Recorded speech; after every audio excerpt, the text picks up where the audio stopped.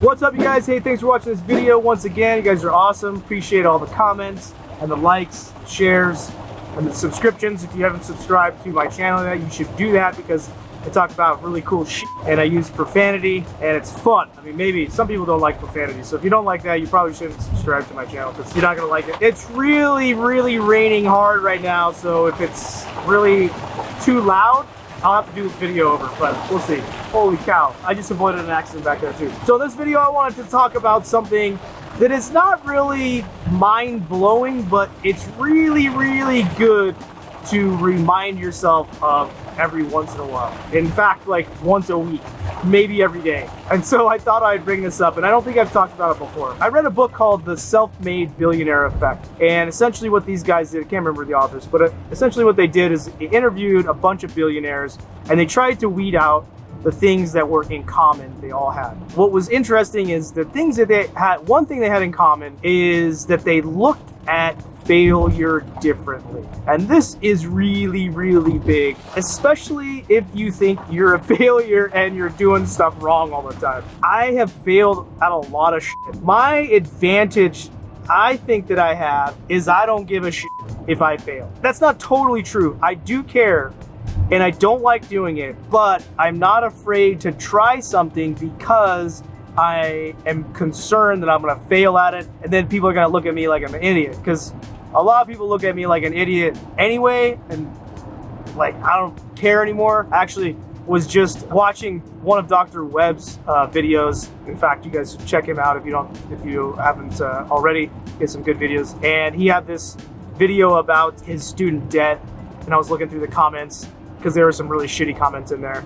And somebody goes, "Hey, Dr. Webb and Dr. Parker should collab." And a couple guys go, "Yeah." And then this other guy goes, "Dr. Parker's an ass clown," or something like that. And I was like, fuck you, George. And I just wrote a like comment to him. "Thanks, guys. Like, I want to collab with Dr. Webb too. He's cool." And I was like, "Off, George." With a smiley face. Hey, I'm not gonna please everybody, okay? I'm not an avocado. It's not gonna happen. I do these videos for people that enjoy my personality and my stories and my rambling. Everybody else can go fuck themselves. I don't really give a shit. Where the fuck was I talking about?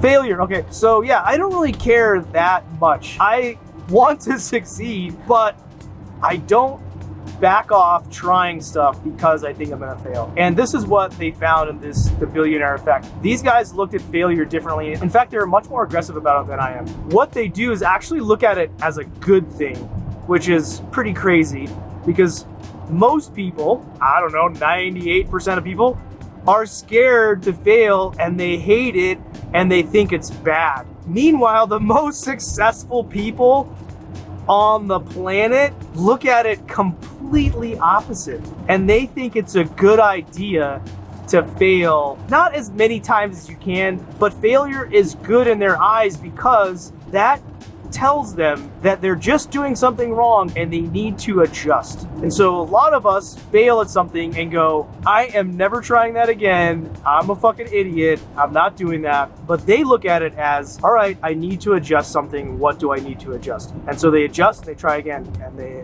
adjust and try again, and adjust and try again. And then that is when they hit home runs out of the park. The fact that all of the billionaires view failure in a positive manner, and that most people I talk to do not, is number one, really fucking profound. Number two, you should remind yourself of that on a daily basis. And you just need to say, I need to adjust and figure out how to succeed. That is basically the video. Did I tell us? I don't really have a story about that. I have failed a lot of shit. Should we talk about all the failures I've had? In high school, I failed early math, and then they put me into the 8th grade math while I was in high school. Interestingly enough, in a different school, when I was in 7th grade, they moved me up to 8th grade math. So I don't know what that's about. Then, like, I played band.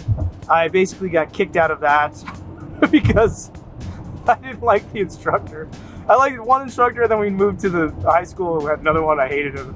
I got kicked out of band. In high school, I didn't really fail anything, but I got some crappy grades, mostly C's and stuff. And then in college, I did fail chemistry the first time. I failed English the first time, like 101 or 102, like one of the really easy ones. And then failed a couple other classes in undergraduate, which is why I got like a 1.7 at one point. Then once I started doing well, I had a good streak for a while. And then probably the next big failure was the American Board of Surgery oral exam. I passed the written exam with flying colors. In fact, I got like a 90th percentile. I scored better than 90% of the people taking the exam that year.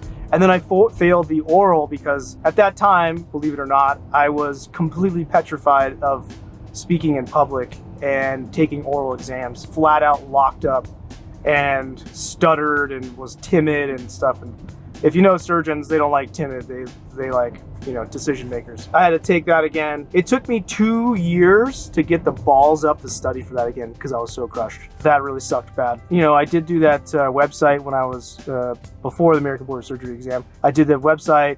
It went really well, and then I tried to revamp it and started again in 2011, and I failed at that. I tried multiple times, didn't happen. I tried a video course on like losing weight. I couldn't get that off the ground. It was really good, but I just couldn't make it profitable where the advertising was, you know, paying for revenue and stuff. What else is it if I failed? I know there's some more.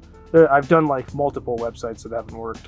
In 2010, I tried doing YouTube. That failed miserably. 2012, I did my own website and I tried to sell like kind of like telemedicine stuff. I saw the whole telemedicine coming and I was like, this is really gonna be big. Like, how can I do this? Try to do it by myself. Failed miserably at that. Yeah, there's probably a few more in there. But anyway, all of these, especially the websites, you know, help me change my perspective and iteration and say, okay, I screwed this up. How can I do this better? How can I fix this? And so I continue to improve on those processes. And so that's basically, you know, what I keep doing is I just keep trying them and people think I'm stupid. And then I hit one out of the park and they're like, you're a genius. I'm like, whatever, you know, just keep trying. So, all right, you guys, that's the video. Hey, subscribe, like, share, all that good stuff. Go do something wrong, fail some shit today so you can be better tomorrow. All right, talk to you later.